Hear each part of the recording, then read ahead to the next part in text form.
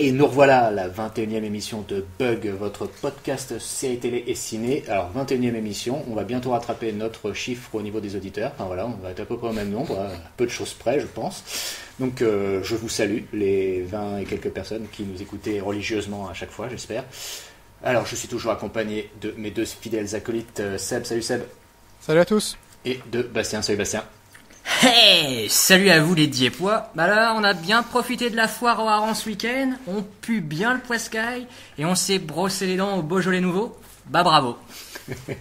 Et toujours une présentation aux petits oignons de notre ami Bastien avec une petite dédicace régionale, bravo.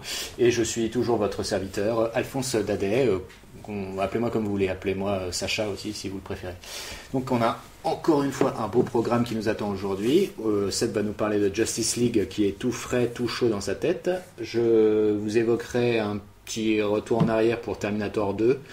Et Bastien nous parlera de la dernière série en date de David Simon, The Deuce, et un petit bonus, on va dire. On va pas révéler tout de suite la surprise à nos auditeurs. Ouais, on garde la petite surprise. Voilà, exactement. Et avant de commencer l'émission, je vais juste faire un petit aparté pour revenir sur Mindhunter, dont Bastien a déjà évoqué le cas il y a une ou deux émissions, je crois.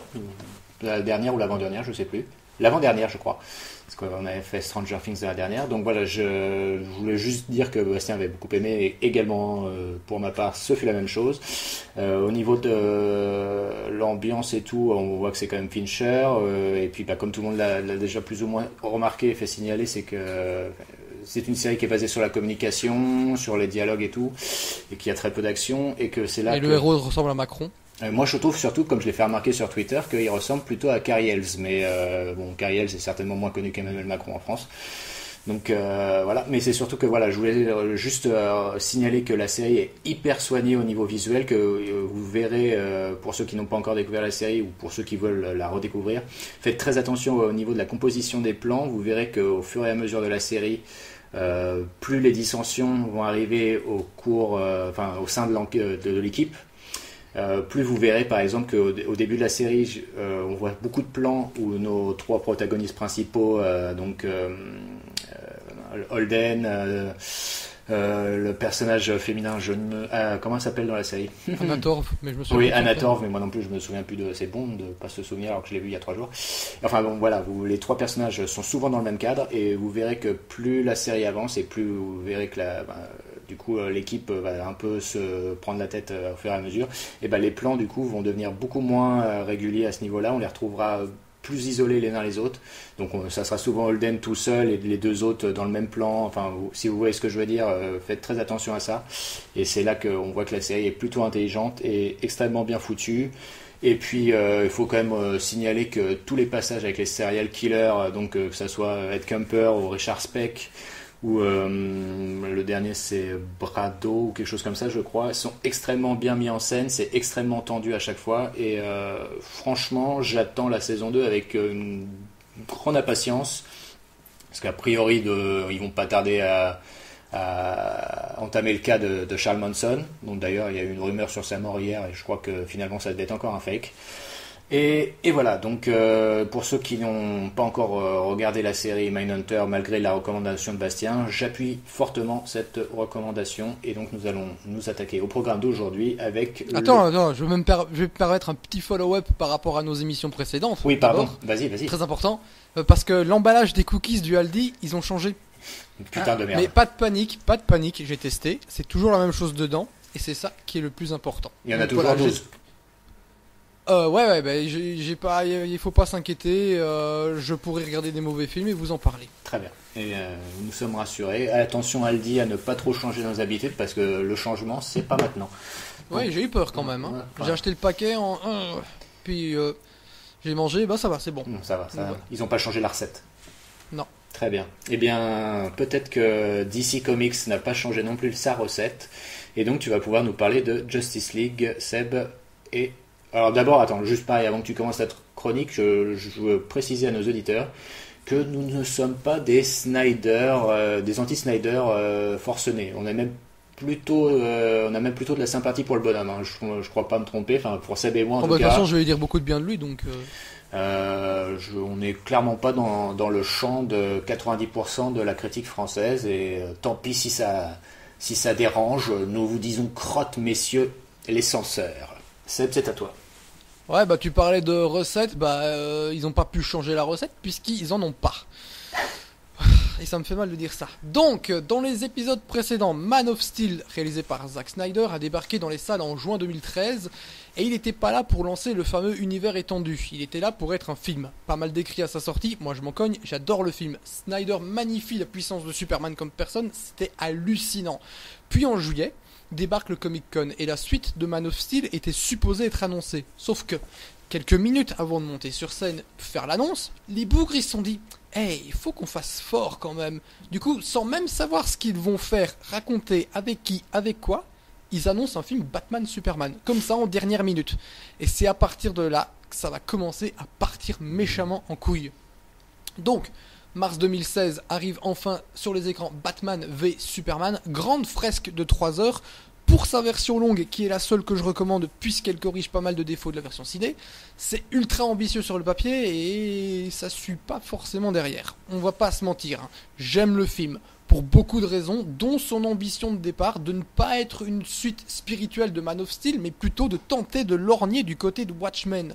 L'affrontement du titre est plus idéologique que physique. D'ailleurs, faut attendre 2 heures de film pour qu'il se mette sur la gueule.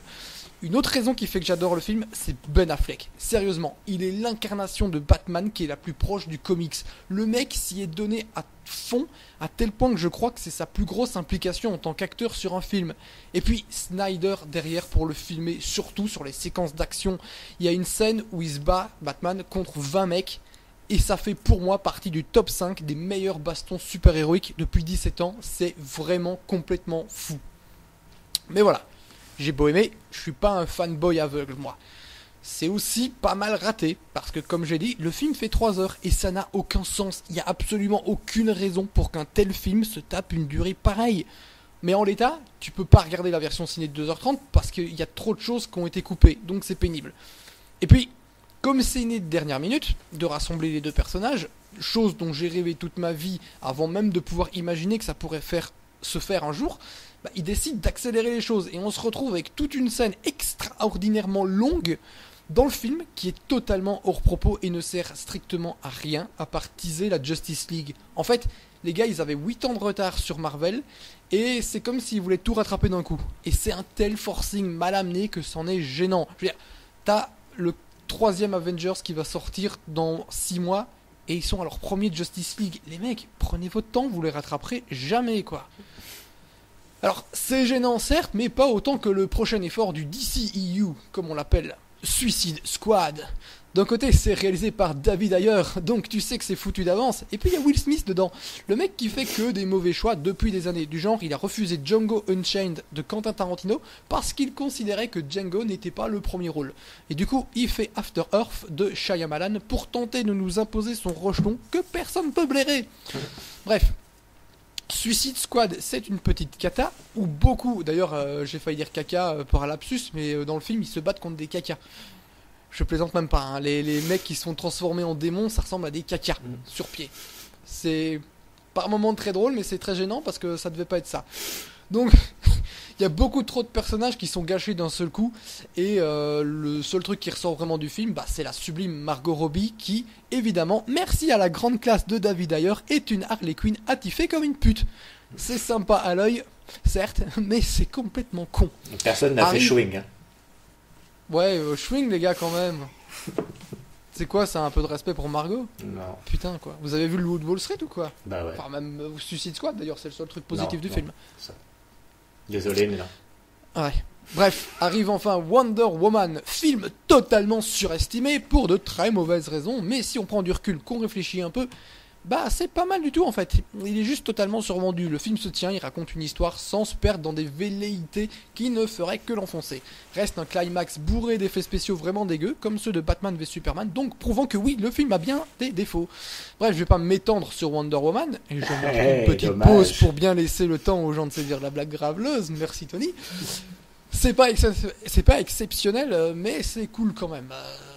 Ceci dit, vous noterez que les 2 films les plus réussis de la franchise sont pour le moment 2 films qui se tiennent en tant que film et ne cherchent pas à être un long teaser pour ce qui arrivera derrière. Est-ce une coïncidence? La réponse pourrait arriver bientôt. Tatin. Bref, là on y est. Justice League, Batman, Superman, Wonder Woman.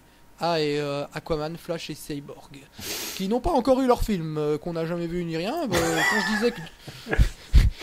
Quand je disais que du côté de Disney et Warner, il y avait un sens de la précipitation casse-gueule, je mentais pas. Surtout qu'Aquaman, qui sortira en décembre 2018, son film solo, je veux dire, soit dans un an, ce sera une origin story. Donc ça se déroulera avant. Ouais, mon gars, c'est un peu le bordel. Attends, parce qu'après je vais te parler de Flash. Tu vas voir, c'est encore pire. Parce que là, je vous ai parlé de ce que moi je pensais des films, mais pas la presse et le public. Et là où Marvel fait toujours le meilleur film depuis le précédent, ici c'est une autre histoire. Ils s'en prennent plein la gueule. C'est à part Wonder Woman, mais pour des raisons extrêmement malhonnêtes. C'est aussi démesuré que pour Marvel, mais dans l'autre sens. Du coup, il y a une forme d'excuse dans les films de la part de la Warner, c'est complètement fucked up. L'intro de Batman v Superman, elle est là pour répondre à la critique sur le climax de Man of Steel, à savoir une énorme séquence de destruction massive où personne ne se soucie des victimes. Et donc on revoit cette scène, mais selon le point de vue de Bruce Wayne, soit un point de vue humain plongé au cœur du drame parmi les fameuses victimes. Et cette séquence, elle est géniale. Donc ça, c'est pour le mieux. Parce que parfois, écouter des critiques, bah ça a du bon. Puis ça donne aussi le pire. Et c'est Justice League. Je parlais de Thor Ragnarok il y a pas longtemps. Et ben, c'était un film qui racontait beaucoup, mais sans aucun sérieux, rendant le tout risible. Justice League, lui, ne raconte rien, mais le fait tellement sérieusement que ça devient un peu gênant. Ici, il n'y a absolument aucun enjeu, aucune profondeur. L'histoire, en gros. T'as un méchant qui débarque, il est vraiment très méchant. Faut réunir l'équipe de héros. C'est fait. On combat le gros méchant, on gagne. Fin. Bon. Après, quand tu connais les coulisses du film, le résultat n'est pas non plus catastrophique. C'est pas génial, c'est sûr, mais ça suit sans trop de déplaisir, en dehors de 2 ou 3 éléments, mais j'y reviendrai plus tard. Pour moi, le film est aussi vide que le premier Avengers, mais le Marvel avait au moins pour lui d'être mieux construit. C'était pas un gros film bâtard comme Justice League, ce qui n'est pas forcément un compliment, parce que j'ai beau apprécier Avengers, ça vole pas non plus très haut pour cette première grosse réunion super héroïque. Et puis d'ailleurs, je me permets, pour revenir sur la Justice League, que Wonder Woman filmée par Zack Snyder, c'est vraiment autre chose que Patty Jenkins. Après son apparition dans Batman v Superman, je me demandais comment elle allait, Patty Jenkins, faire pour égaler Snyder dans la démonstration de sa puissance. Et elle n'y est pas parvenue. Et en une seule petite séquence au début du film, dans Justice League, Snyder montre à nouveau qui est le patron. Mais on va pas demander à nos amis cinéphiles féministes de savoir faire la différence entre l'illustration sans imagination et le talent. Oui, on appelle ça un tacle gratuit. Pourtant, je fais juste une parenthèse sur Snyder et justement, un de ses films précédents, c'est Sucker Punch qui mettait justement, voilà, un peu, si vous voyez ce que je veux dire, les auditeurs, Sucker Punch au niveau des héroïnes féministes, enfin voilà, ça se plaçait là aussi. Oui, bah d'ailleurs, si le film sortait aujourd'hui, je pense qu'il serait considéré comme un grand film féministe parce que c'est des femmes badass qui se battent. Mais on reprocherait à Snyder d'avoir réalisé le film alors qu'il aurait dû donner la réalisation à une femme. Voilà. Va chercher la logique, c'est son film, les gars, hein, arrêtez de faire chier, quoi. Bref, donc Justice League, c'est un gros film bâtard. À qui la faute? En l'état, on ne peut pas juger ce que Zack Snyder aurait livré, puisque visiblement, on le saura jamais. Il y a facilement 60 à 70% des bandes annonces qui ne sont pas dans le film. Et peut-être même que Whedon a réellement sauvé les meubles, qui sait. Sauf que Suicide Squad avait eu droit à des reshoots aussi, pour ajouter des blagues, pour la légèreté. On a vu ce que ça a donné. Et ici, bah, ça crée une incohérence assez énorme par rapport à tout ce qu'on a vu par avant. Le retour de Superman, par exemple, est anticlimatique au possible. Donc pour ceux qui n'ont pas suivi, Superman meurt à la fin de Batman v Superman. Hein. Oh bâtard. Ouais. Tu le savais ou tu le savais non, toi non, mais c'est pas grave. Non, bah oui, bah de toute façon, en même temps... Donc oui, parce qu'en fait, la fin de Batman v Superman adapte Doomsday. Et à la fin de Doomsday, le comic books, bah, Superman meurt terrassé par Doomsday. Putain. Donc voilà, et donc ils ont refait ça, ce qui est quand même ultra couillu quand je parlais de l'ambition du truc. Bon, tuer Superman dans son deuxième film, ça me paraît un peu gros, mais quand même, ouais. J'y croyais pas, quoi. Je me dis, il va se relever directement après, et plus le film avance, et plus je me dis, la vache, ils ont vraiment tué Superman dans le deuxième film. Après, tu sais, comme dans le comic, il revient à la vie, quoi. Forcément. Donc voilà.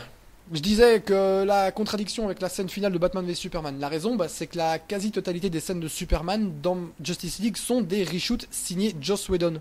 Donc, on ne saura probablement jamais quel était son vrai rôle à la base. Pour ceux qui ne l'auraient pas vu, donc dans Man of Steel, la première fois que Superman est sur le point de s'envoler, il y a de la terre qui lévite à quelques centimètres du sol autour de lui. Et le plan final de Batman v Superman nous montre le cercueil de Clark Kent sur lequel se trouve une poignée de terre. Et elle commence à léviter juste avant qu'on ne coupe sur le générique de fin. Depuis le début, Snyder a fait de Superman une figure christique. Son retour devait donc, comme ce plan final l'indiquait, être naturel. Évidemment, encore une fois, on ne peut pas le prouver. Mais j'imagine mal Snyder sacrifier un tel événement, surtout avec une idée aussi conne. En gros, les gentils sont dans la merde, faux Superman, et on s'est dit, on peut le ressusciter, alors lol, oui. J'aurais tellement voulu voir le film que Zack Snyder aurait fait si la Warner n'avait pas chié dans son froc après les retours totalement exagérés de Batman v Superman. Parce qu'en dehors des reshoots, une exigence de la Warner était que le film ne dépasse pas les 2 heures. Donc le film, en plus du reste, a été charcuté. La vision de Snyder complètement sacrifiée pour essayer de plaire au plus grand nombre. Bon, je vais être complètement honnête, hier soir j'ai lu un type qui visiblement aurait vu la version de Snyder parler de ce qui est Snyder et ce qui est Whedon dans le film. Visiblement, c'est le même film à quelques détails près. Donc la résurrection de Superman assez grotesque est telle quelle chez Snyder, mais la fiabilité de la source reste à être prouvée, donc je prends des pincettes. Mais en l'état, le film il fait moins de 2 heures aujourd'hui ? Il fait 2h01. Ah ouais, donc ok, d'accord. Mais en l'occurrence, comme pour Batman v Superman, il a un générique au début du film, donc le générique de fin ne dure pas 10 minutes. D'accord. Et d'ailleurs, c'est un générique un peu à la Watchmen avec une reprise de Everybody Knows de notre ami Cohen. Ah d'accord. C'est une très belle reprise d'ailleurs. C'est une séquence vraiment très nostalgique, très, très triste. J'ai trouvé c'était très bien, puis ça. C'est un peu déroutant par rapport au reste du film qui est vraiment on va faire des blagues, on va essayer d'être léger, ce qui est un peu gênant quoi. Mais bon, c'est les demandes. D'ailleurs, ils veulent faire Justice, ils veulent faire je vais y arriver. Ils veulent faire Flashpoint, mais les mecs s'ils veulent faire de la légèreté, faire Flashpoint c'est pas une très bonne idée parce que c'est quand même un film dans lequel il se retrouve dans une réalité alternée, dans lequel Bruce Wayne a été tué enfant et que sa mère est devenue le Joker et son père est devenu Batman. Aquaman et Wonder Woman sont en guerre, donc c'est un peu. J'ai envie de voir ce film, mais si vous voulez faire de la légèreté avec ça, les mecs, ça va être. Tu m'étonnes. Bref, on en est à un point où on ne fait plus de films, mais des produits. On répond à une demande, ça a toujours existé. Mais là, ça devient limite malsain. Comme je disais, le film Flash le prouve. Il a été quelque chose, puis s'est changé en Flashpoint. Mais il pourrait devenir autre chose à nouveau. Si ça reste Flashpoint, c'est pour tout effacer et tout recommencer apparemment. C'est fucked up à mort. En gros, on n'essaie pas, on se base sur ce qui est dit ailleurs. Un gros reproche fait à Man of Steel était un trop plein de victimes. Conclusion, dans Batman vs Superman, pendant le combat final, on te répète plusieurs fois que l'endroit où ils se battent est inhabité. Dans Justice League, c'est pire. Le monde est en danger, il faut le sauver. Pas de problème, le méchant va se cacher en Russie dans un endroit où personne ne vit. Et donc les seules victimes potentielles montrées à l'écran, c'est une famille de 4. Et c'est tout. Et puis c'est des Russes. Ouais, en plus on s'en fout quoi. Donc c'est clairement, ça devient n'importe quoi. Mais pourquoi, me demanderez-vous ? Oui, pourquoi ? Je sais pas. Parce que les bons films au sein d'un studio qui veut sa franchise, ça existe. Le dernier Planète des Singes et Logan restent mes films préférés de l'année, aux côtés de Coco, le dernier Pixar teasing pour le prochain épisode Les Enfants. Wink, wink. Donc c'est possible. Comment ? Wink wink, pardon. Ah oui. Donc c'est possible. Parce que quand tu fais confiance à ton ou tes auteurs, ça donne de Dark Knight. D'ailleurs, au milieu de ces shared universe, ça peut aussi donner la trilogie Captain America. C'est fait sérieusement. Tu sens qu'il y a l'envie de bien faire derrière. Certes, il y a des obligations.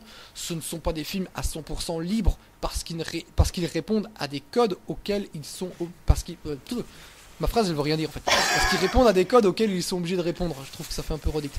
Donc c'est pour ça que je me suis un peu emmêlé les pinceaux. Bref, pour apprécier Civil War à sa juste valeur, faut s'être tapé tous les Marvel. Sans ça, le film n'a pas la même force. C'est là sa limite. Mais n'empêche, le film est excellent. Donc c'est possible. Et en conclusion, ça n'a pas de sens de se retrouver avec un tel bordel du côté de chez Warner et DC. Le vrai souci, je pense, c'est qu'on est purement sur de l'événementiel.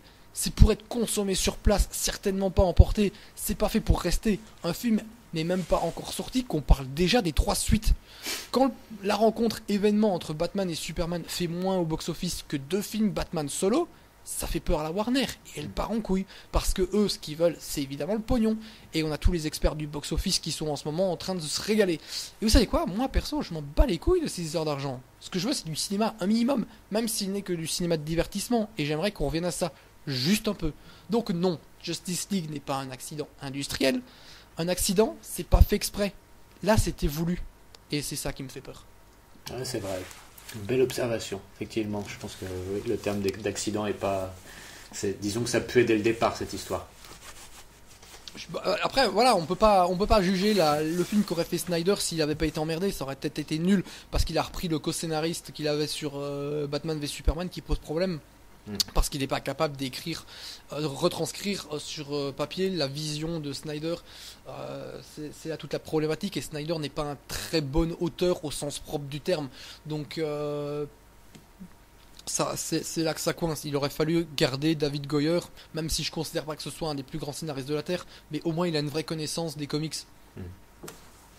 Et donc j'ai quelques questions sur le truc, parce que on parle des problèmes effectivement pendant le tournage et tout. On peut quand même préciser que c'est pas pendant le tournage ou pendant le montage déjà que la fille de Snyder s'est donc suicidée, et que donc Zack il a eu autre chose à foutre que de finir le film. Ouais, donc en fait, je sais pas exactement quand elle s'est suicidée, mais il a mis un petit moment avant de réagir. Et donc, au moment où il fallait faire les reshoots, il a quitté le projet parce qu'il n'y arrivait plus. Et donc, c'est Joss Whedon qui a réalisé ces reshoots. C'est ça. Après avoir réécrit certaines séquences, là, pour le coup, avec l'aval de Snyder, apparemment, mais ça, on ne le saura jamais si c'est vrai ou pas. Ouais, c'est vraiment un film malade de part en part. Et ouais, d'ailleurs, Snyder a dit qu'il n'avait toujours pas vu le film. Ouais, et je quand même préciser que cette histoire de suicide, je pense que ça l'a quand même pas mal plombé, que déjà le film était pas bien parti, et que Claire, ça lui a coupé dans son élan. Ouais, en plus, il faisait le film déjà. Il a commencé le tournage juste après que Batman et Superman se soit pris plein la gueule, et donc il se retrouve à devoir faire un film pour rassurer tout le monde. Il se retrouve avec une pression où il n'y a plus aucune liberté, puis il y a ce truc là qui vient derrière. Au bout d'un moment, forcément tu lâches un peu l'affaire, quoi. Et ça me fait chier parce que Snyder c'est un mec que j'adore vraiment, et j'ai envie de le voir aller ailleurs. J'ai envie de le voir faire son propre Batman. J'avais envie de le voir clore son histoire de Superman, parce que comme je disais, il y a vraiment toute une cohérence entre les films, et le Batman v Superman c'était un film plus centré sur Batman que Superman. Il était vraiment en guest de luxe presque, et justement ce que devait faire Justice League, c'était Batman qui réalise putain, on a besoin de Superman, et quand Superman revient on lui redonne sa place de leader, quoi. Et un petit mot sur le cast des persos qu'on n'avait pas encore vu. Donc Jason Momoa dans le rôle d'Aquaman, et pour Flash ils ont choisi qui? Ezra Miller. Oui, et Ray Fisher pour Cyborg. Momoa, il en jette à mort en Aquaman. Le problème c'est que le personnage, il fallait absolument, on est toujours dans cette optique de on veut faire du cool et du léger, donc c'est le genre de mec qui fait yeah tout le temps un peu. Par moment il peut être, je l'ai pas trouvé spécialement pénible, mais je vois plein de gens le trouvent pénible. Mais c'est vrai que le côté yeah avec les blagues etc, ça peut vite gonfler, je peux comprendre. Flash, j'ai un petit souci avec le personnage parce que fondamentalement il fait pas grand chose dans le film. C'est vraiment un Flash débutant. D'ailleurs il le dit à un moment, tout ce qu'il a jamais fait pour l'instant, alors qu'il doit combattre des paradémons et tout ça, il dit qu'il a jamais fait que pousser des gens et partir en courant. Et donc ça aurait été intéressant de vraiment s'intéresser un peu plus au personnage que ce qui en est fait, malheureusement.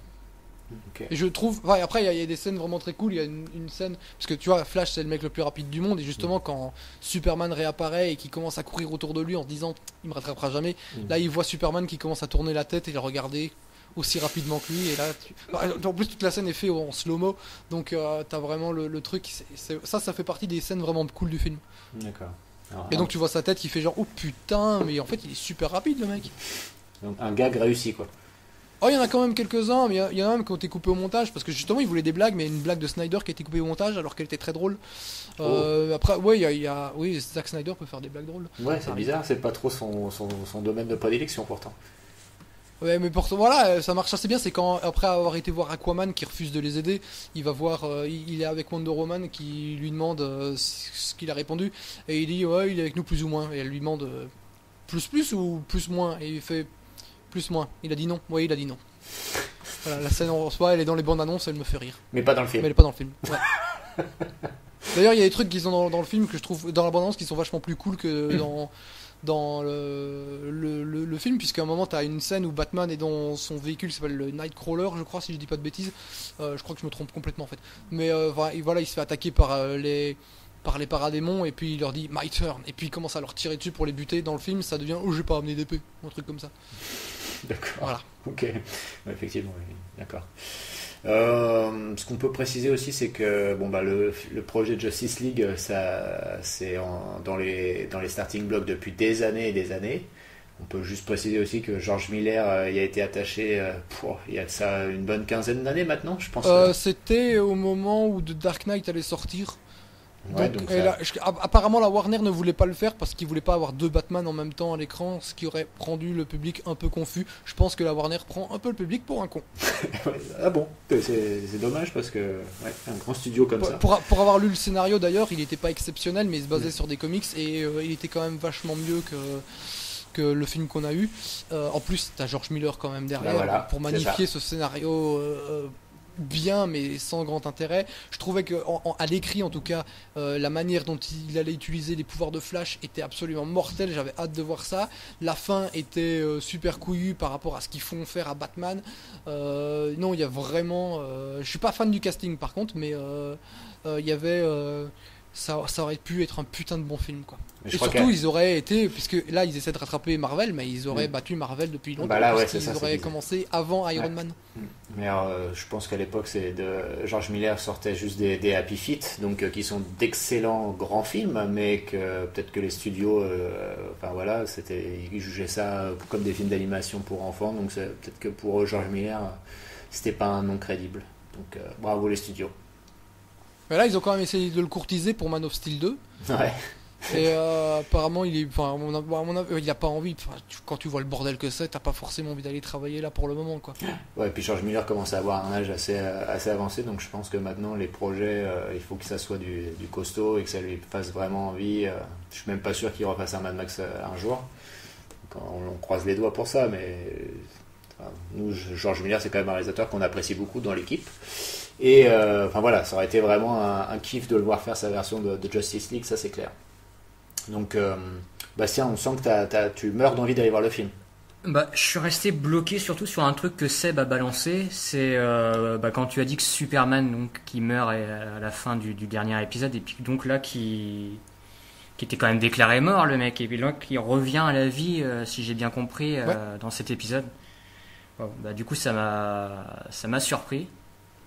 Je me suis demandé si c'était pas c'est David Ginola Superman, il y a Ou c'est Tony Almeida, je crois. Daniel Almeida. Donc, mais c'est en même temps, c'est un extraterrestre, super, faut pas l'oublier tout ça. C'est ça. Moi, je Donc, vous recommande de lire Doomsday, c'est une excellente BD.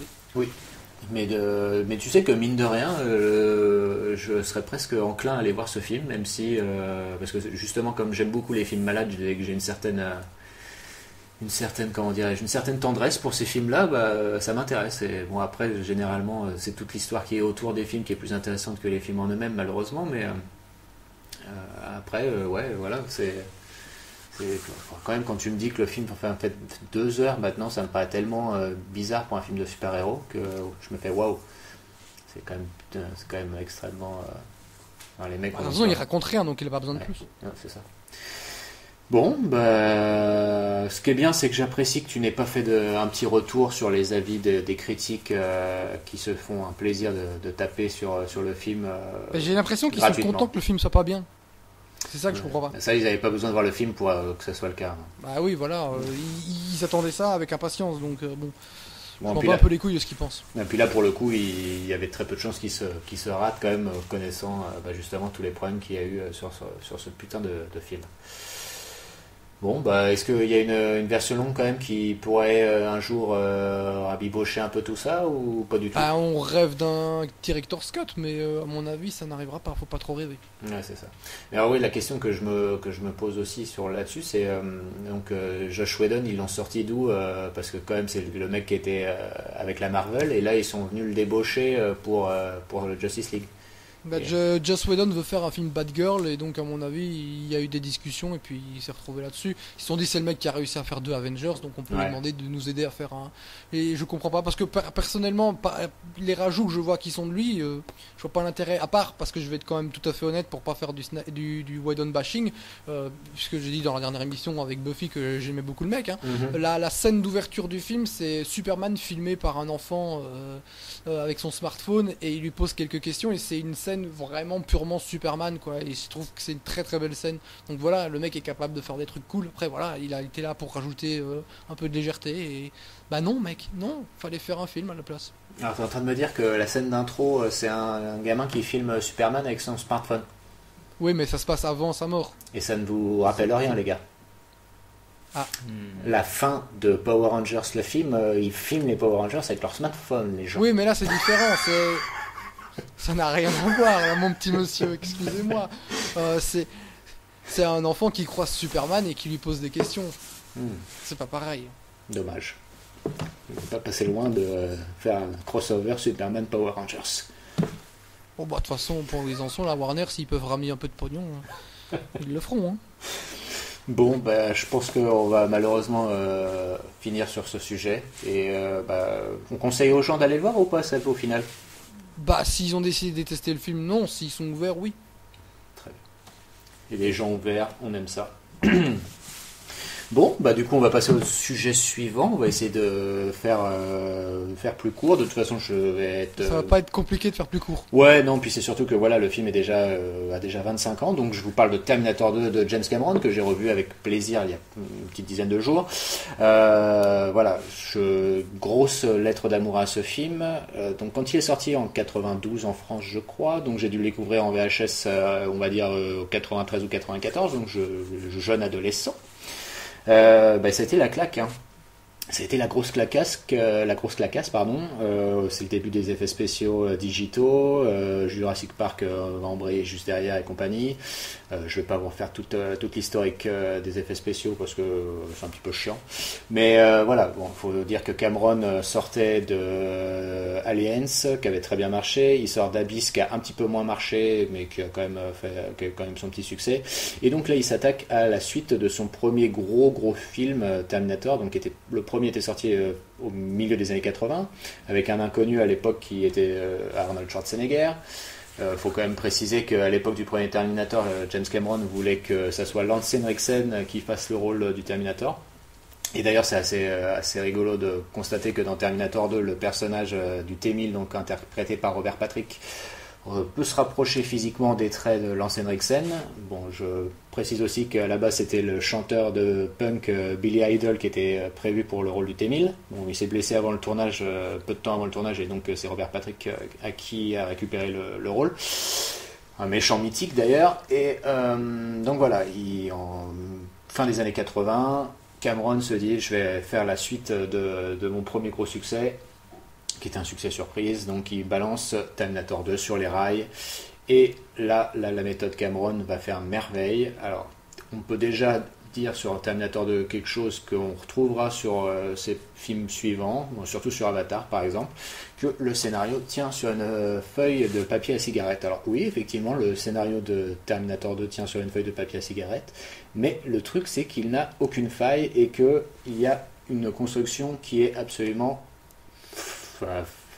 fantastique, et pour moi Terminator 2, même plus de 25 ans après sa sortie, reste un putain de modèle de blockbuster américain.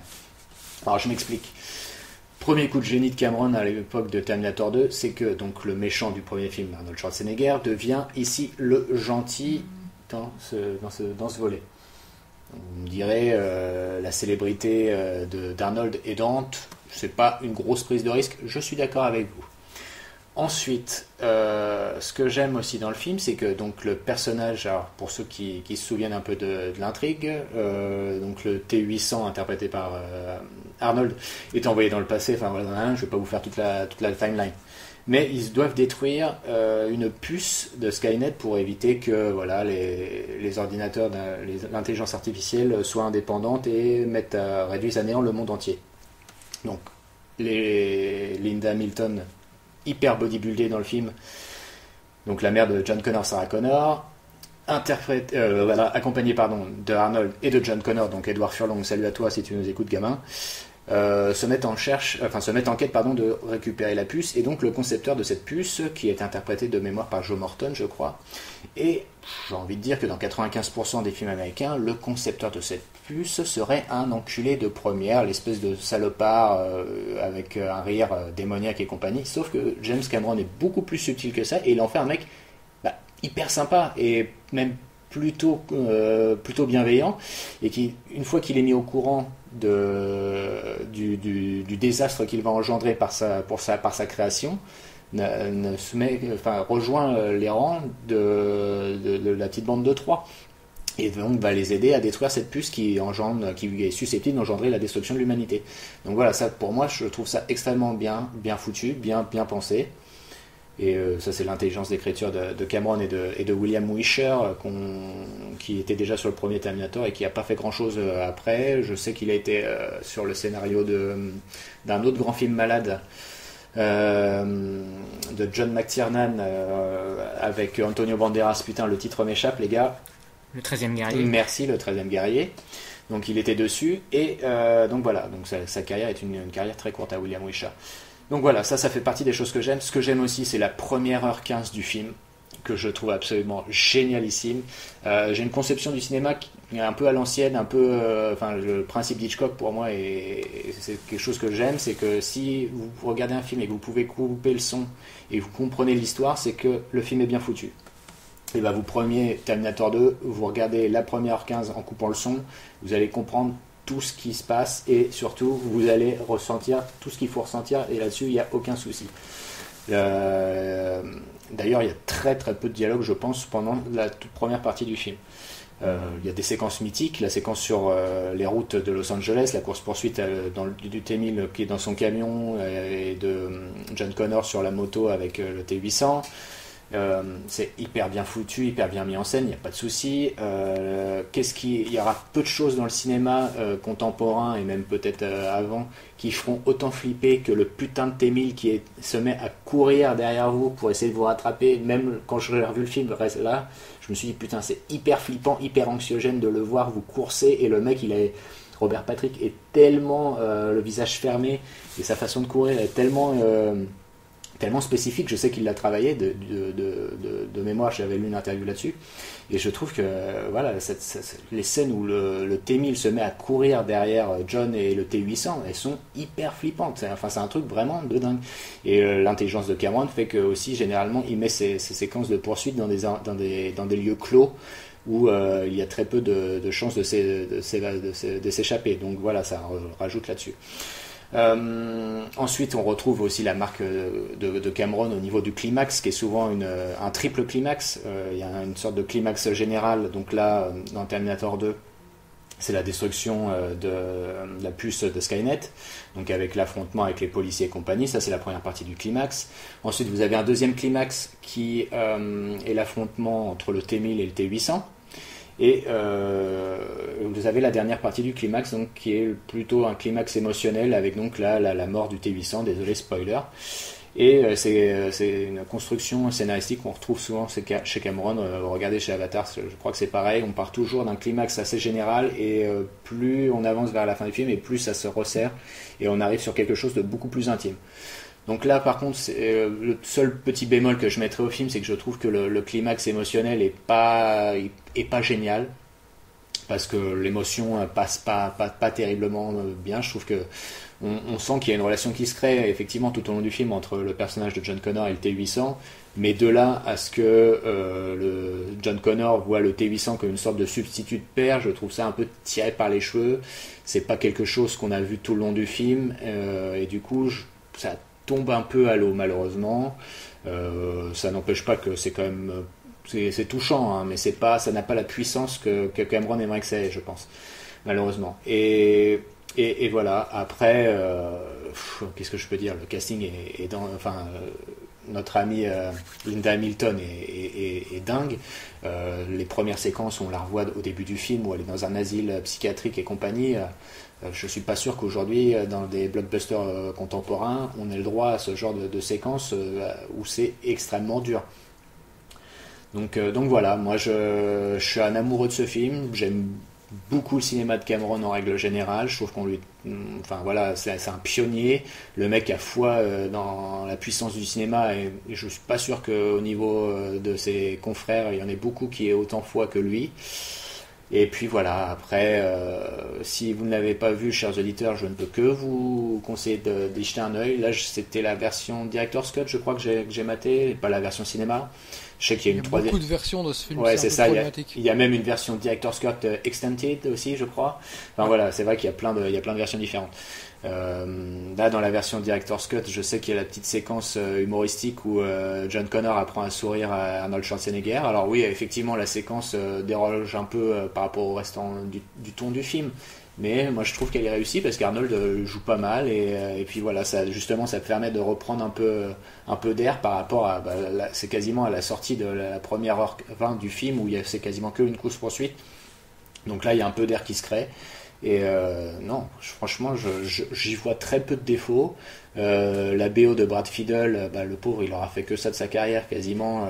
Elle est pareil, c'est du mythique. Il y a plein de références qui vont venir après dans la culture populaire avec Terminator 2. Wayne's World aura fait un clin d'œil au T-1000 et compagnie. Enfin voilà, on va pas tous les citer. Mais franchement, je sais que le film est ressorti il y a 1 ou 2 mois, je crois, en version 3D. Apparemment, la version 3D est aussi excellente. Comme quoi, le cinéma de Cameron c'est pas un cinéma de tout venant. C'est vraiment quelqu'un qui réfléchit sa mise en scène de fond en comble et qui pense même, je pense, à d'autres choses, alors que les concepts ne sont pas encore créés. Pour les prochains avatars, je ne sais pas si on l'a déjà signalé, mais le rêve de Cameron, c'est qu'on puisse voir le film 3D sans lunettes. Alors, c'est quand même à l'heure où j'en parle aujourd'hui, je trouve ça complètement dingue. Et c'est censé sortir dans 1 an et demi, 2 ans peut-être. Donc est-ce que ça sera développé à ce moment-là? Pas sûr, mais le but de Cameron pour les suites d'Avatar, c'est qu'on puisse voir le film sans lunettes. Et je trouve ça hallucinant. Enfin voilà. Donc, messieurs, je sais que vous aimez aussi beaucoup le film. D'ailleurs, il y a très peu de détracteurs et heureusement parce qu'il faudrait avoir un peu de merde dans les yeux. Mais voilà, moi je voulais te dire, Terminator 2, je t'aime. Et si tous les blockbusters pouvaient avoir ne serait-ce qu'un quart de la gueule de celui-ci, qui en plus vieillit très bien, ça serait chouette. Voilà. Moi, il y avait une question que je me suis toujours posée, et j'ai toujours pas la réponse, c'est quel est le meilleur film entre le premier de Terminator et le deuxième, en fait. Moi, je les aime d'amour tous les deux et j'arrive pas à me décider moi, sur lequel est le meilleur. Je pense que ça fait partie des films où la suite est meilleure que l'original. Enfin, c'est pour moi. Voilà. Juste Terminator 2 premier. Moi, ça dépend de mes humeurs, en fait. C'est ça, parce que Donc les c'est deux ont quand même leur deux charme. ambiances très différentes.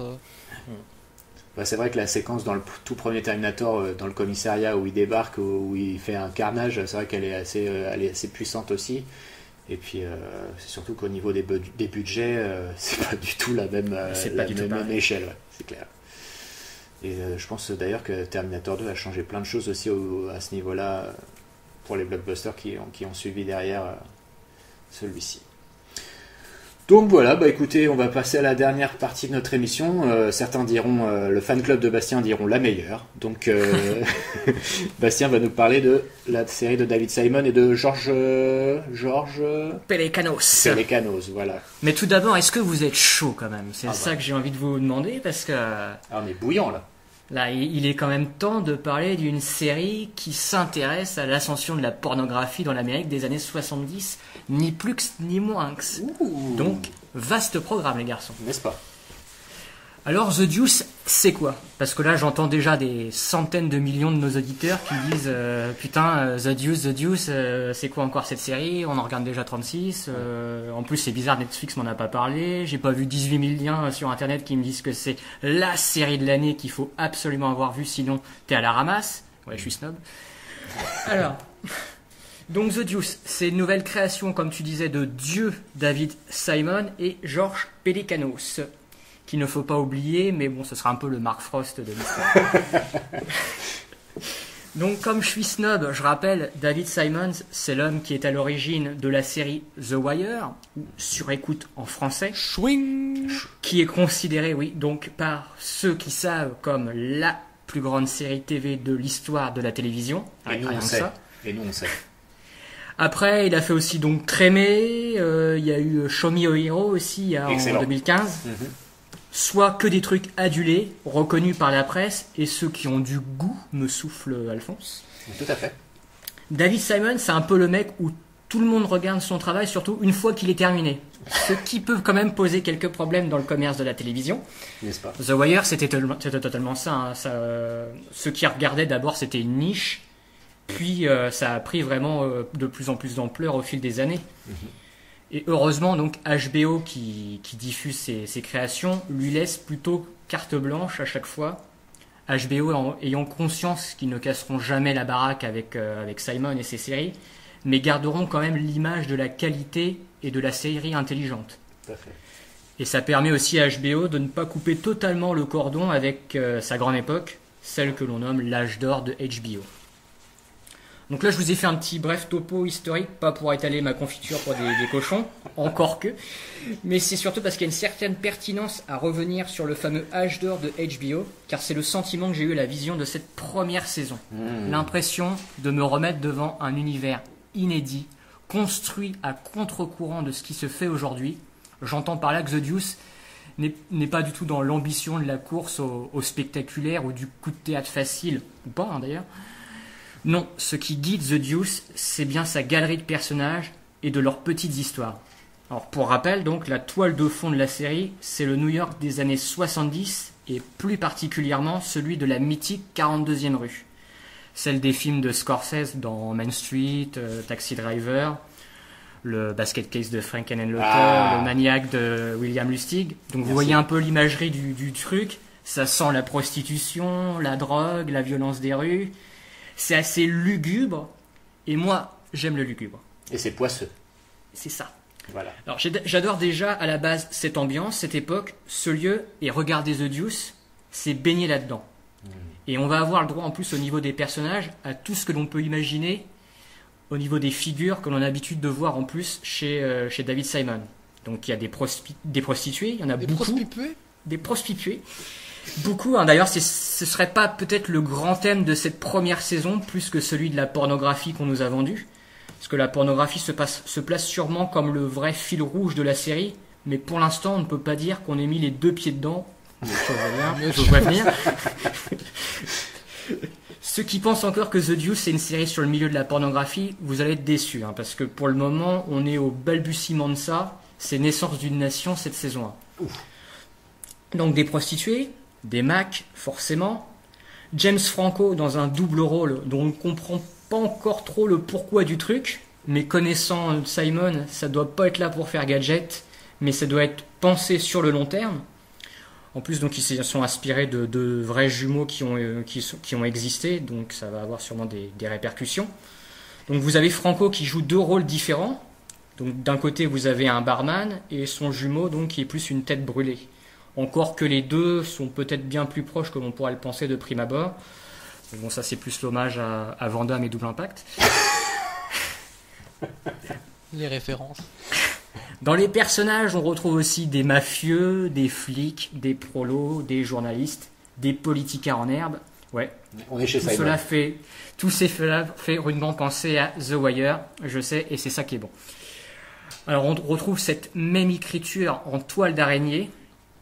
Faut accepter la lenteur pour apprendre à connaître les personnages. Il y a un travail de fond qui se fait, des trucs qui auront leur importance plus tard.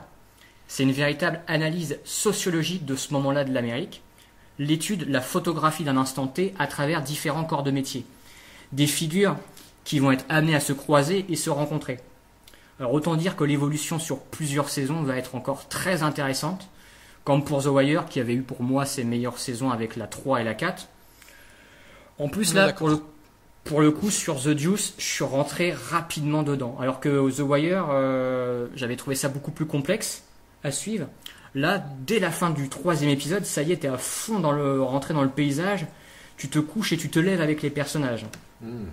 Alors en espérant après que la série ne soit pas stoppée prématurément, parce que mine de rien, ça doit avoir son petit coup, vu que c'est quand même une retransposition d'une époque, qui est en plus très réussie. Bon, ils ont quand même dû récupérer les décors, postiches et autres moustaches de la série vinyle. Mais justement, j'espère que The Deuce ne va pas connaître le même destin tragique, car ce serait bien dommage. Et puis ils ont un casting avec des stars qui ont peut-être aussi des rôles au cinéma qui les attendent. Ouais. La saison 2 est déjà signée, mais bon, on sait jamais avec HBO. Remember Vinyl, justement. Bon, à mon avis, il faut pas que Simon s'en mette trop dans les narines, si vous voyez ce que je veux dire. Donc, côté casting, mention spéciale aussi à Maggie Gyllenhaal, qui a trouvé le rôle de sa vie dans The Deuce, personnage féminin le plus intéressant à la télévision américaine actuellement, succédant ainsi à Nora Carey-Coon de The Leftover dans mon cœur. Après, vous avez aussi donc James Franco, qui pose à débat. Nous verrons par la suite ce qu'il a dans le ventre, mais pour l'instant, ça reste encore assez flou pour son cas. Et après, on va retrouver plein de têtes connues de la clique à Simon. Il tourne souvent avec les mêmes acteurs. Ça, c'est cool. Ouais, et tout en proposant encore des nouveaux visages pour les années à venir. Donc en gros, moi je conseille la série à toute personne aimant déjà le sujet de base et l'exigence.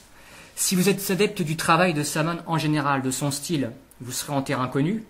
On sent que le mec il a vraiment des thèmes de prédilection qu'il travaille.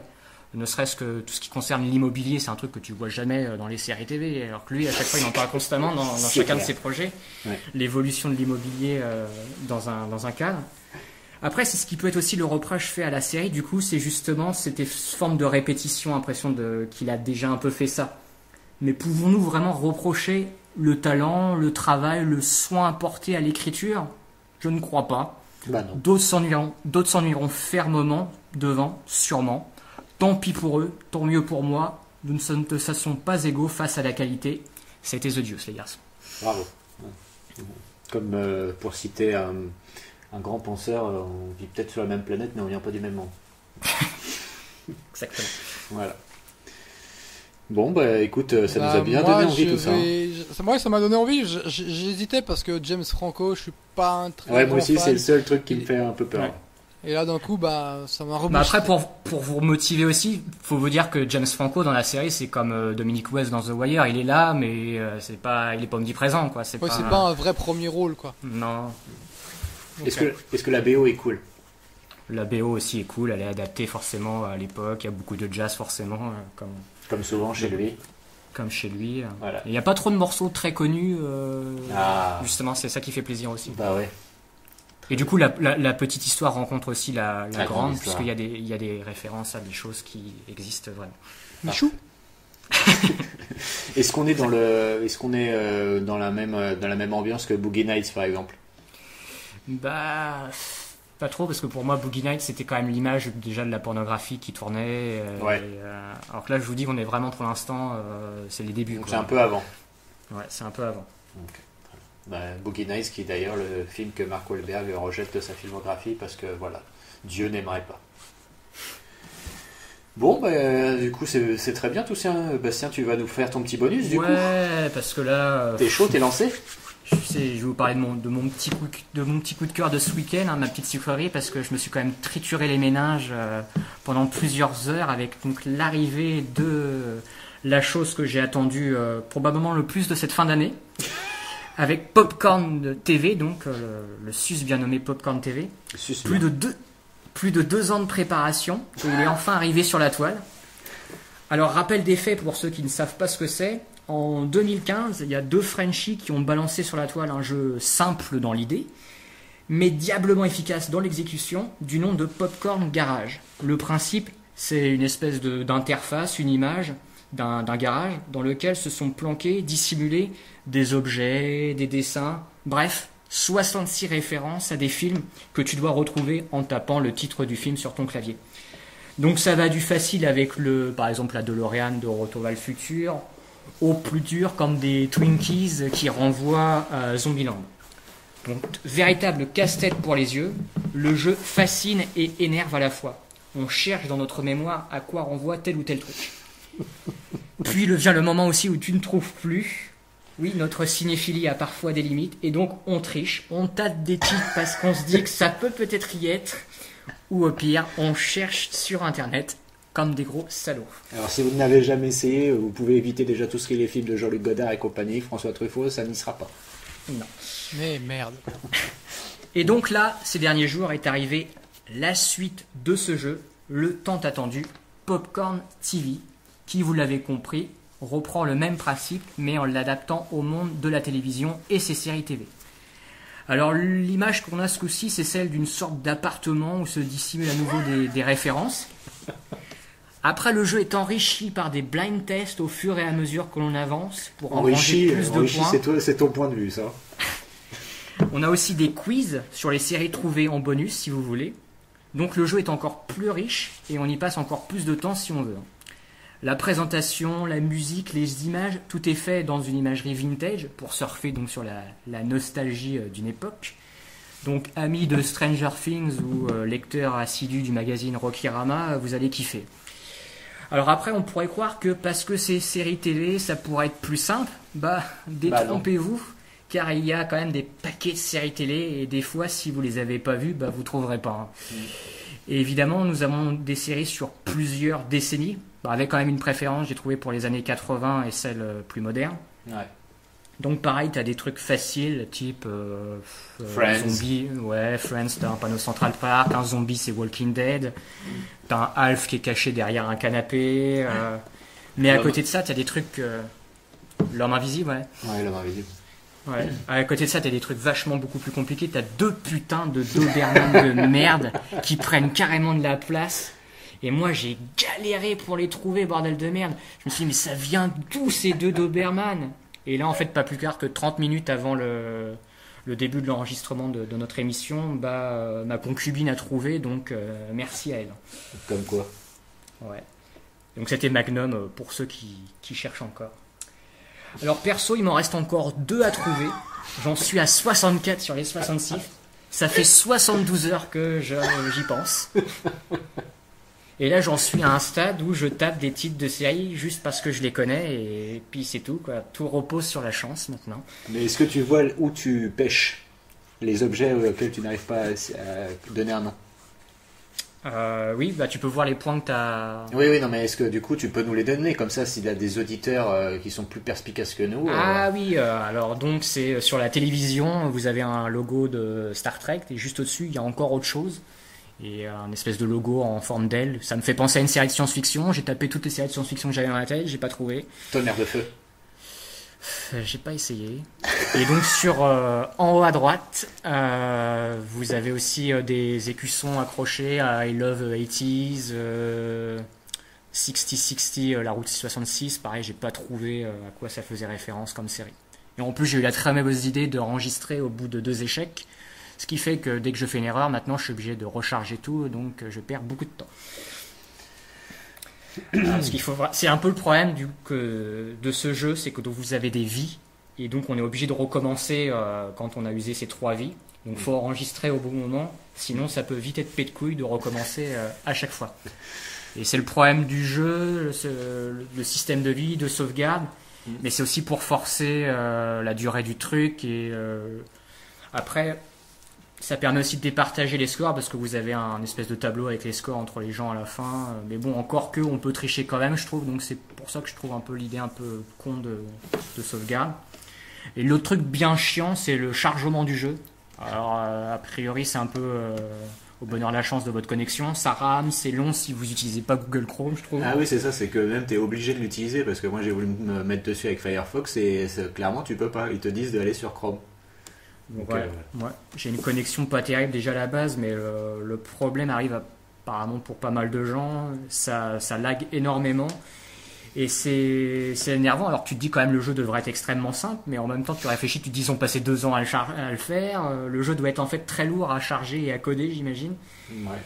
Et donc à produire, parce que 2 ans ça me paraît quand même incroyable. J'espère qu'ils ont un métier à côté. Mais après, comme c'est addictif, on veut quand même tout trouver, on y retourne quand même malgré les défauts techniques. Après, donc si vous avez une certaine culture de la série télé, lancez-vous dessus, vous allez kiffer. jouez-y en couple, jouez-y en famille, en prison. J'ai cru comprendre que Kevin Spacey y jouait en ce moment, était très content d'ailleurs d'avoir vu une référence à House of Cards dedans. Après, moi, ce que je dis, c'est vivement un 3e opus. On peut imaginer d'autres déclinaisons. Un popcorn anime, un popcorn gamers. Il y a plein de pistes à explorer. Et sachez que nous, on sera toujours là de toute façon pour soutenir le projet. De toute façon, tant que vous ne nous demanderez pas d'argent ou d'oseille, parce que, bien entendu, merci.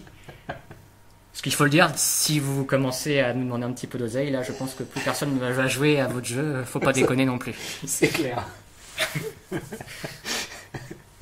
Bon, bah, ça y est, on a dépassé 1 heure d'enregistrement, donc Seb, désolé.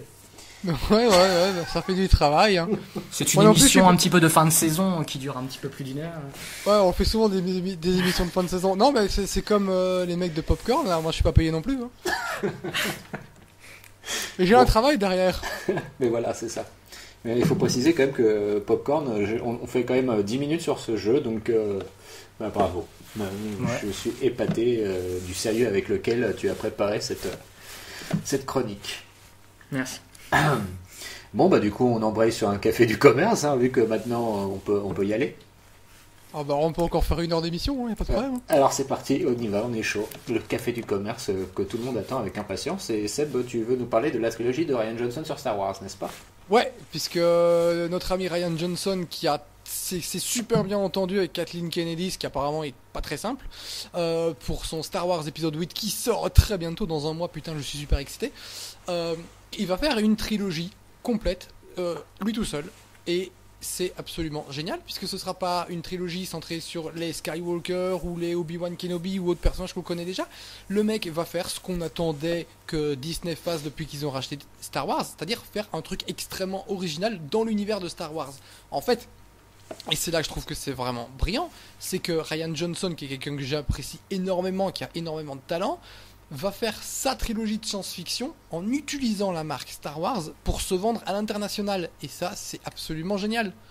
Donc voilà, après ça sera peut-être nul, mais j'ai confiance en ce mec. J'attends surtout de voir déjà son épisode 8, qui normalement devrait être formidable parce que j'adore ce mec. Donc je vois pas pourquoi il devrait me décevoir. J'espère qu'il va me décevoir, putain, j'espère que parce que là j'enchaîne les blockbusters qui m'ont déçu, donc j'espère que ça va pas me décevoir.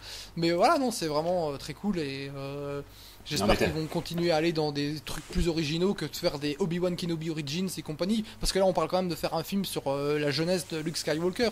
Alors, dans ce cas-là, tu vas chercher les frères Darden parce que c'est un putain de fermier, Luke Skywalker, avant l'épisode 4. Non, mais on n'a pas eu la menace fantôme déjà sur son enfance? Ah non, il était pas encore né dans la menace fantôme. Ah, mais oui, oui, pardon. Putain, je suis tellement nul en Star Wars, désolé.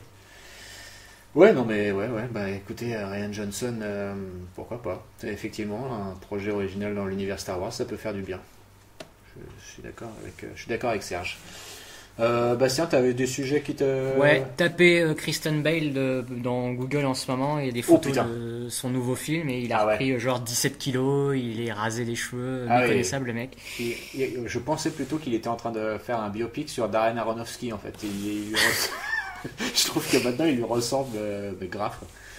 Donc il fait le rôle, si je me souviens, de Dick Cheney, qui est un ancien vice-président. Un nouveau film d'Adam McKay, ouais. Et maintenant le mec ne fait plus que ça, quoi. Il fait du yo-yo avec son poids dans chacun de ses rôles, j'ai l'impression. Ouais, c'est clair que quand tu es entre The Machinist, où il avait perdu je ne sais combien de kilos, et après quand il a fait les Batman où il s'est musclé à mort et tout, sa santé elle a intérêt à être costaud quand même. Donc sinon on peut aussi parler, je sais que Seb ça te fera plaisir, que Denis Villeneuve ne fera pas de James Bond, enfin pas dans l'immédiat en tout cas. De toute façon je suis pas spécialement fan de James Bond, donc je m'en bats un peu les couilles, mais... Ni de Denis Villeneuve. Voilà, je le déteste pas le gars, mais il faut qu'il arrête de se la branler quoi. Et donc il est sur Dune, clairement c'est son projet, donc il va se lancer dans Dune, un autre film donc de science-fiction des années 80 appelé Blade Runner, excusez-moi. Et donc il va reprendre le livre à l'origine de Frank Herbert. Et alors c'est pareil, je pense que ça m'étonnerait que cette histoire se finisse en un seul film. Je pense qu'il y aura au moins 2 voire 3 films qui se font, parce que l'univers est quand même assez vaste. Et David Lynch s'y était quand même pas mal cassé les dents dessus. Donc Denis, même si son Blade Runner, il n'a pas le succès escompté. Tout du moins au niveau des entrées. Je crois que le film, c'est pas ça. On verra comment les studios vont réagir et lui accorder ou pas les coups des franches pour son Dune. Ouais, un chouette retour de bâton quand même pour le côté extrêmement prétentieux du mec. Moi, je prends jamais de plaisir à voir un film qui se plante, même si je le déteste. En l'occurrence, je l'ai pas vu. Ça se trouve, je vais l'adorer. Mais j'en ai marre de Denis Villeneuve, quoi.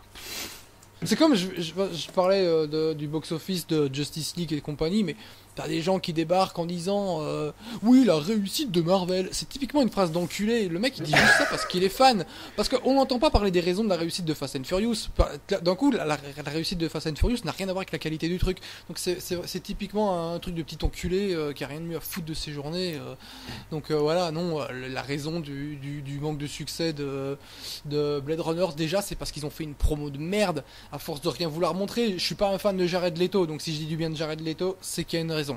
Il était chez Conan O'Brien et il montre un extrait du film, et c'est un extrait où il se passe absolument rien, et pendant que l'extrait était diffusé, Leto dit à Conan putain, je comprends pas pourquoi ils ont donné cet extrait, il s'y passe absolument rien. Et donc retour plateau, ils sont morts de rire, et t'as Conan qui dit ce que vient de lui dire Leto.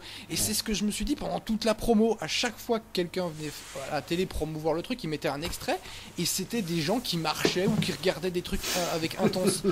Et je me suis dit mais putain les mecs, mais personne n'a envie de voir votre film, quoi. En plus c'est 2h40, tu te dis que c'était 2h40 comme ça, mais allez vous faire foutre. Donc non, il faut arrêter de déconner, quoi. Les mecs ont voulu se la branler, ils se sont pris dans la gueule, ça arrive. Et en parlant de promo, justement, est-ce que ça serait pas Warner aussi qui l'a sorti, ce Blade Runner? J'en ai pas la moindre idée, je pense pas, non. Mais bon, toujours est-il que je trouve aussi qu'au niveau de la promo de Justice League, c'est assez affolant, parce que une semaine avant que le film sorte en France, on n'avait rien, hein. Il n'y avait aucune affiche ou quoi que ce soit. C'est une promo qui est arrivée très discrètement, et les affiches après qu'on voyait dans les arrêts de bus, on avait plutôt l'impression que c'était pour des salles de sport ou quelque chose comme ça. Enfin, moi c'est l'impression que ça m'a donné quand je passais devant. Les affiches de Justice League sont très nulles. Ah ouais, clairement l'art promo là, il est complètement à voir. On sent que les mecs n'y n'ont pas cru du tout, donc voilà. Donc, est-ce qu'il y a un autre sujet qui vous turlupine, les garçons, aussi? Petit sujet cuisine, pour ceux qui vont taper Christian Bale, c'est un régime à base de tartes. Hein. Il faut vous empiffrer des tartes si vous voulez prendre les 17 kilos. Et est-ce qu'il mange des cookies du Aldi? Ça, c'est pas précisé. Est-ce qu'il est sur Twitter? Je vais lui demander. Je ne pense pas que Christian Bale soit sur les réseaux sociaux. Non, je crois pas. Après, nous passerons sous silence forcément l'info de Sylvester Stallone qui rejoint donc... la longue liste il n'a rien fait, c'est faux. Je vois pas de quoi tu parles. Du coup, vous êtes pour ou contre le retour de Karim Benzema en équipe de France? J'en ai rien à foutre. Je laisse le choix à l'entraîneur. Très bien. Bon. Et ce n'est pas une contrepétrie. La non-qualification de l'Italie aussi? Très beau message de Buffon, très émouvant. C'est la fin d'une époque. On sent que tu suis quand même. Je suis ouvert sur le monde. N'est-ce pas? T'es ouvert, hein. Et on est tous un peu mon petit bonheur, c'est de me mettre sur ma terrasse le matin, j'ouvre mon journal et je bois un café. À l'horreur. Est-ce que tu manges des biscottes pendant que tu bois ton café? Ouais, exactement. Bon. Est-ce que vous avez une petite recommandation pour clore l'émission, ou on arrête là? Vu que la prochaine émission ce sera post-sortie de Coco, yes. Allez tous voir Coco le 28, et comme ça vous serez un jour pour nous écouter. Exactement, parce que c'est prévu que nous y allions peut-être pas tous les trois ensemble, hein, mais bon, Seb l'a déjà vu. Ouais, je l'ai vu aujourd'hui en avant-première et je suis aux anges. Même la VF est bonne. Et du coup, tu aimes Harry Harbitant, et nous retiendrons ceci de cette émission. Non, je le déteste toujours, mais quand on voit pas sa gueule, ça va. Et donc voilà.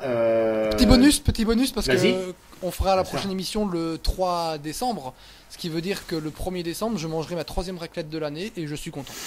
Il n'y aura pas de cookies ce jour-là parce que je vais quand même manger plein, mais. Voilà. C'est ta 3e raclette de l'année. Je crois que j'en ai déjà fait 2, j'en peux déjà plus, quoi. On en a fait une chez moi. Et puis une chez mon frère, et là c'est chez ma mère. Et Moi, j'ai mangé la première de ma vie au bout de 29 ans, moi. Donc. Et première de ta vie, mais t'as pas honte, suscite-toi, mec. non, mais on n'est pas très fromage en fait. On n'est pas très fromage. Putain. J'arrête cette émission, voilà, c'était ma dernière, au revoir. Sur ce, chers auditeurs, n'oubliez pas de nous retrouver sur Twitter. Donc Grumpy Seb pour Seb.